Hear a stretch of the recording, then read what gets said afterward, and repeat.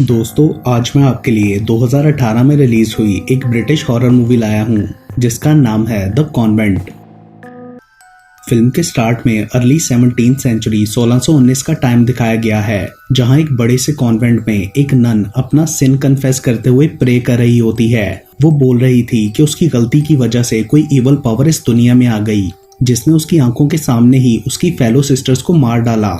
तभी हमें इस इंसिडेंट का एक फ्लैशबैक भी दिखाया जाता है। देन मूवी कट ऑफ होती है और हमें 40 साल बाद का टाइम दिखाया जाता है, जहां हम एक लड़की पर्सिफोनी को प्रिजन में देखते हैं जिसे किसी वजह से कैद किया गया था, और इसका रीजन हमें आगे चल के पता चलेगा। उसकी बॉडी पर टॉर्चर के निशान भी थे। तभी एक ऑफिसर उसे लेने के लिए आता है क्योंकि आज कोर्ट में उसकी हियरिंग थी। रास्ते में सब लोग उसे विच कहकर बुला रहे थे क्योंकि उस पर विच होने का ही इल्जाम लगाया गया था। मैजिस्ट्रेट उसे अपने डिफेंस में कुछ बोलने का कहता है, मगर पर्सिफोनी खामोश रहती है, इसलिए मैजिस्ट्रेट उसे एग्जीक्यूशन ऑफ डेथ की सजा सुना देता है। लेकिन तभी वहां एक रेवरेंड मदर सिस्टर मार्गरेट आती है जो पर्सिफोनी को अपने साथ ले जाना चाहती थी। उसका कहना था कि वो इसे हमेशा के लिए अपने पास रखेगी और उसे सही रास्ते पर भी लाएगी। पहले तो मैजिस्ट्रेट मना करता है, लेकिन जब वो रेवरेंड मदर उसे ब्लास्फेमी के इल्जाम से डराती है तो वो मान जाता है, जिसके बाद मदर मार्गरेट पर्सिफोनी को अपने साथ कॉन्वेंट में ले जाती है। ये वही कॉन्वेंट था जिसे हमने मूवी के स्टार्ट में देखा था।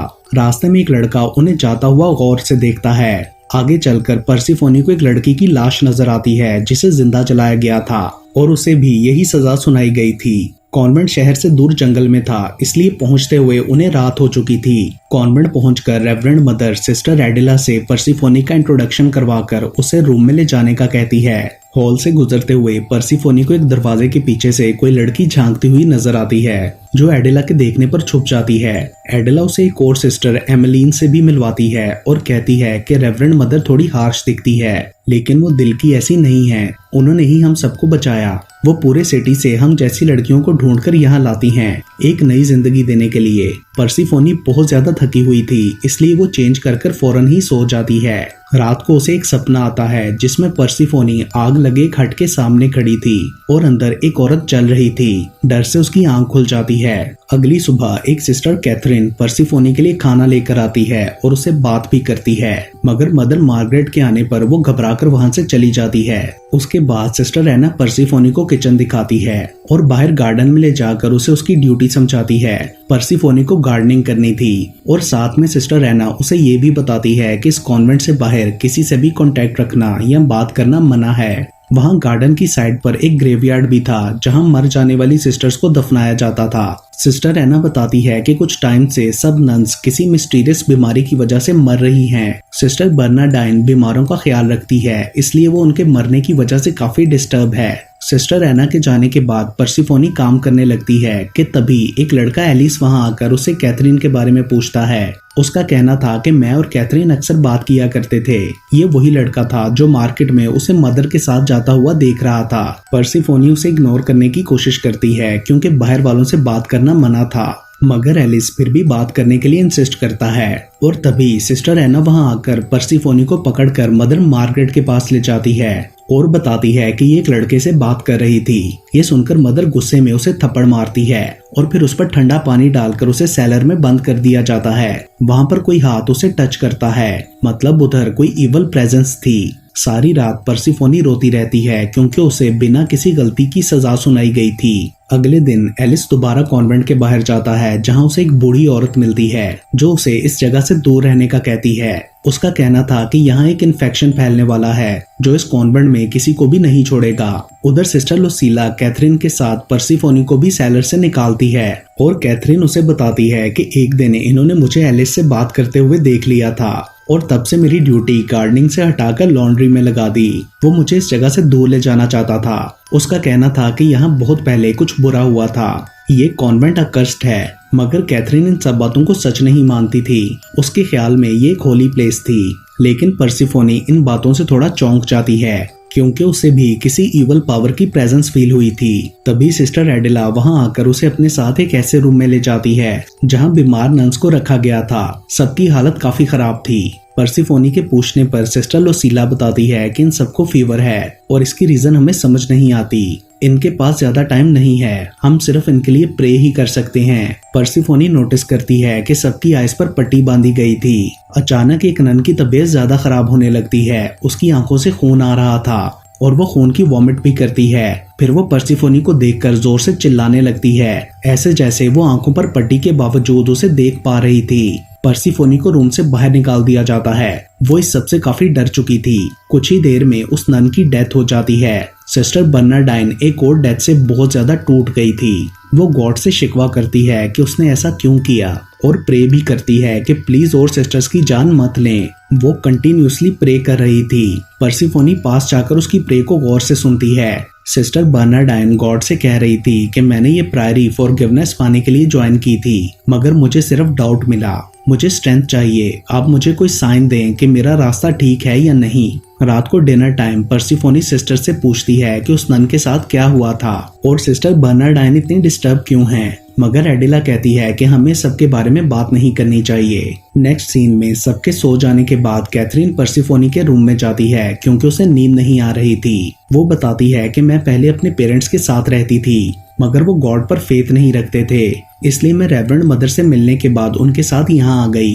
जिस पर पर्सिफोनी भी उसे बताती है कि मैं भी फार्म पर अपने पेरेंट्स के साथ रहती थी। वो लोग मुझसे बहुत प्यार करते थे, लेकिन फिर एक दिन मैंने ख्वाब में देखा कि हमारे फार्म में आग लगी है और सब जानवर मर गए हैं, जिससे मैं बुरी तरह डर गई। मगर मेरे पेरेंट्स ने तसल्ली दी कि ये सिर्फ एक ख्वाब था। लेकिन अगले दिन फार्म में सच में आग लग गई, जिसमें मेरी मॉम की भी डेथ हो गई।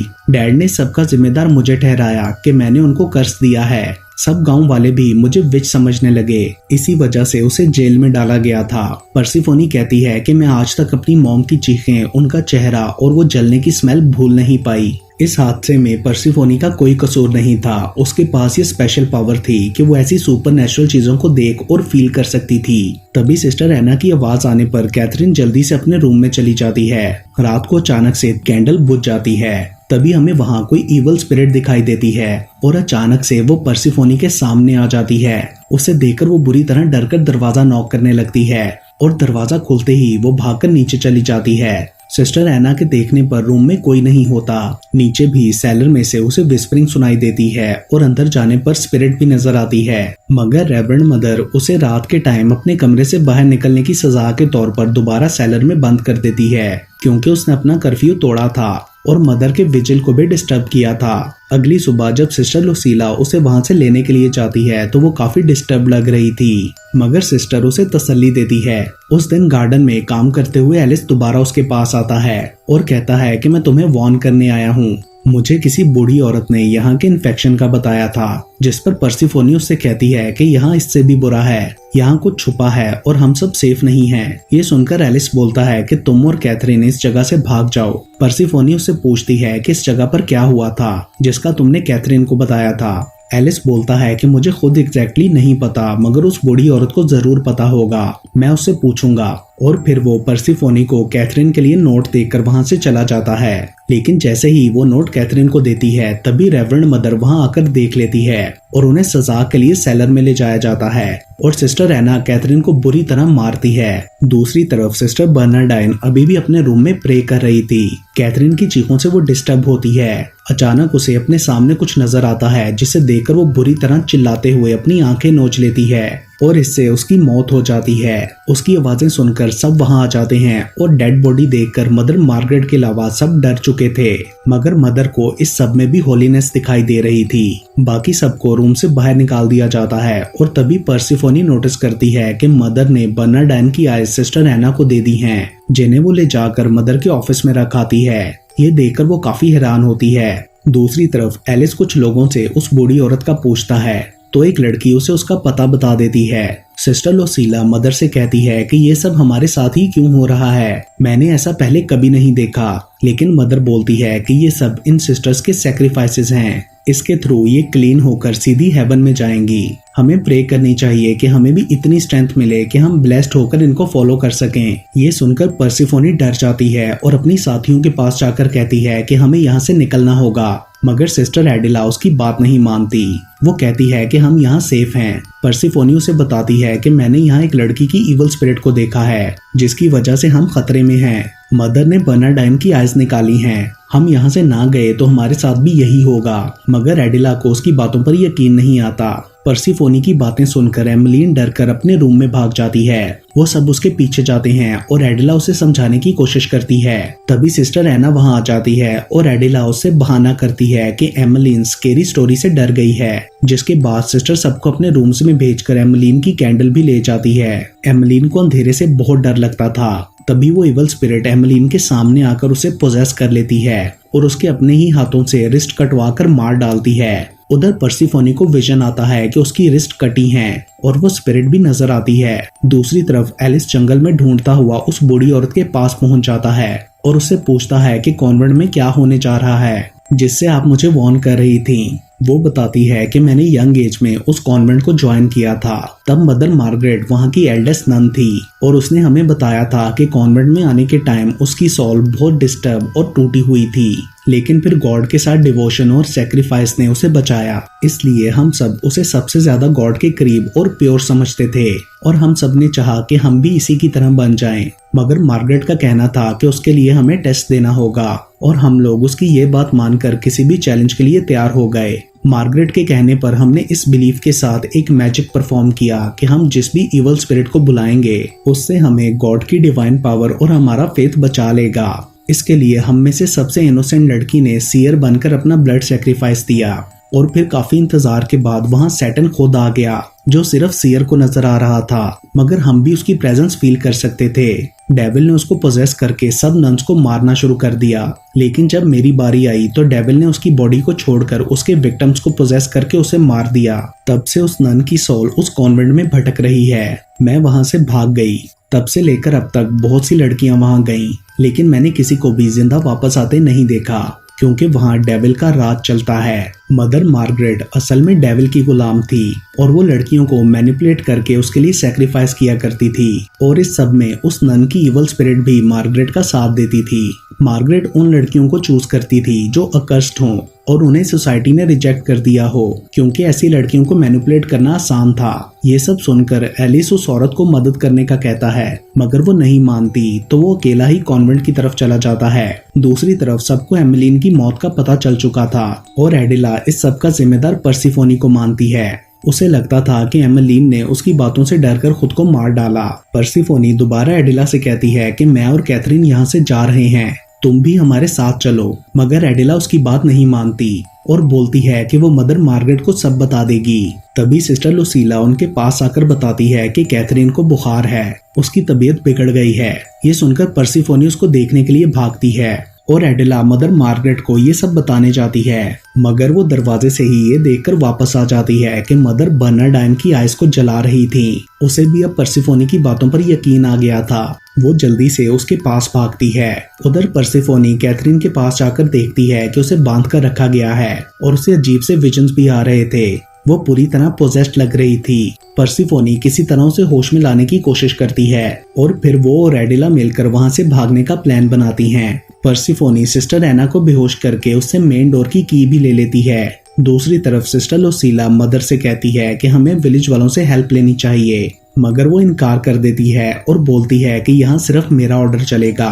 वो तीनों कॉन्वेंट से भागने लगती हैं, मगर दरवाजा खोलते ही कैथरीन को कुछ हो जाता है। वो बुरी तरह डरने लगती है और बाहर नहीं जाती। देन दरवाजा अपने आप बंद हो जाता है। उसे एना और मदर में डेविल नजर आ रहा था।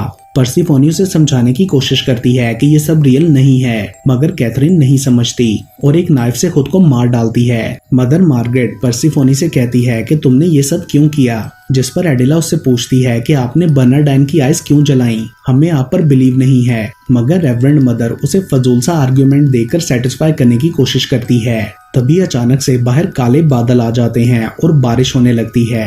ये देखकर मदर उन सबको प्रे करने का कहती है और बोलती है कि तुम्हें भी अपनी फेलो सिस्टर्स के पाथ को फॉलो करते हुए सैक्रिफाइस देना होगा, क्योंकि अगर तुम लोगों ने ऐसा ना किया तो तुम्हें हेवन नहीं मिलेगी। वो उन्हें अपनी बातों से सैक्रिफाइस के लिए उकसा रही थी। दूसरी तरफ एलिस भी कॉन्वेंट के करीब पहुंच गया था।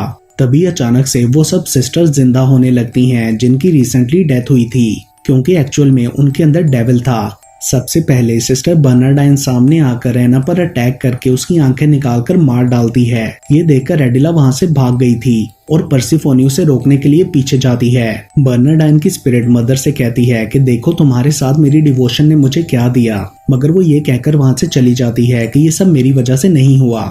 देन बर्नार्डाइन लुसीला को मारने के लिए आगे बढ़ती है, मगर तभी मदर पीछे से आकर उसे एक रॉड से मार डालती है और लुसीला को बाकियों के पास भेजकर खुद प्रे करने लगती है। उधर एलिस भी बिल्डिंग के बाहर पहुंचता है तो कब्र से एक नन निकलकर उस पर अटैक कर देती है, मगर वो किसी तरह उसको मारकर बच जाता है। अंदर एडिला को अपने सामने एमलीन दिखती है जो उसे सेड्यूस करते हुए मार देती है और पर्सिफोनी के वहां आने पर वो उस पर भी अटैक कर देती है। वो उसे मारने ही वाली थी कि तभी लुसीला पीछे से आकर पर्सिफोनी को बचा लेती है और बताती है कि हमें चैपल के अंदर ऑल्टर के नीचे बने सीक्रेट रास्ते से जाना होगा। मगर तभी एक नन लुसीला पर अटैक करके उसे भी मार देती है और फिर वो पर्सिफोनी की तरफ बढ़ती है, लेकिन एलिस उसे पीछे से आकर मार देता है और पर्सिफोनी से कैथरीन का पूछता है, जिस पर वो उसे बताती है कि कैथरीन मर चुकी है। मैंने उसे बचाने की बहुत कोशिश की लेकिन कोई फायदा नहीं हुआ। जिसके बाद वो दोनों बाहर निकलने के लिए चैपल की तरफ बढ़ते हैं। उधर मदर के पास वो बूढ़ी औरत एलिजाबेथ आ जाती है और मार्गरेट को उसके फॉल रिसरेक्शन के लिए ब्लेम करती है और उसे डेविल की पुजारन बुलाती है। लेकिन यहाँ मार्गरेट की बातों से रिवील होता है कि वो खुद ही नहीं जानती थी कि वो डेविल की गुलाम है और वो गॉड की नहीं बल्कि डेविल की इंस्ट्रक्शंस पर चल रही है। उसके ख्याल में सैक्रिफाइस के थ्रू इन सब डैम लड़कियों को मुक्ति मिल सकती थी, मगर एलिजाबेथ उससे बोलती है कि तुम झूठे प्रॉफिट के पीछे लगी हो। वो उसे समझाने की कोशिश करती है, मगर मार्गरेट गुस्से में उसके सर पर मारकर उसे बेहोश कर देती है। उधर जब पर्सिफोनी और एलिस ऑल्टर तक पहुंचते हैं तो वहां कैथरीन आ जाती है और धोखे से एलिस को मारकर पर्सिफोनी की तरफ बढ़ती है। मार्गरेट भी वहां खड़ी ये सब देख रही थी, मगर वो पर्सिफोनी को बचाने के लिए कुछ नहीं करती और कहती है कि इसकी बात मानकर अपनी लाइफ गॉड को दे दो, वरना तुम भी अपनी माँ की तरह जलकर मरोगी। तभी एलिजाबेथ पीछे से आकर मार्गरेट को आग लगा देती है और पर्सिफोनी कैथरीन को भी उसमें धक्का दे देती है और दोनों जलकर मर जाते हैं। जिसके बाद वो सीक्रेट रास्ते से बाहर निकल जाती है, मगर एलिजाबेथ अंदर ही रह गई थी। बाहर एमलीन दोबारा सामने आकर उस पर अटैक की कोशिश करती है, लेकिन पर्सिफोनी उसे मारकर वहां से चली जाती है। पर्सिफोनी सबसे इसलिए बच पाई थी क्योंकि वही एक्चुअल में प्योर और इनोसेंट थी। उसने कभी कोई गलत काम नहीं किया था और इसके साथ ही ये मूवी यहीं पर खत्म हो जाती है।